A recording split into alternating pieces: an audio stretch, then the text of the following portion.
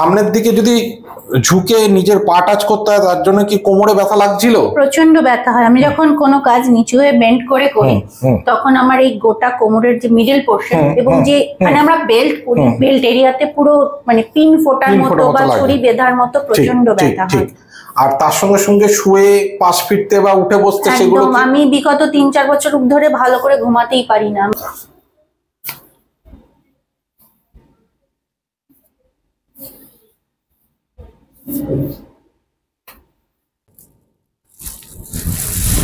ও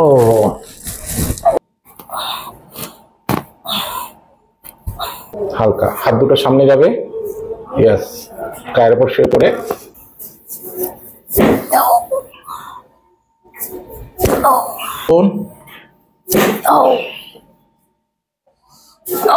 সামনের দিক নিচন, নিচন।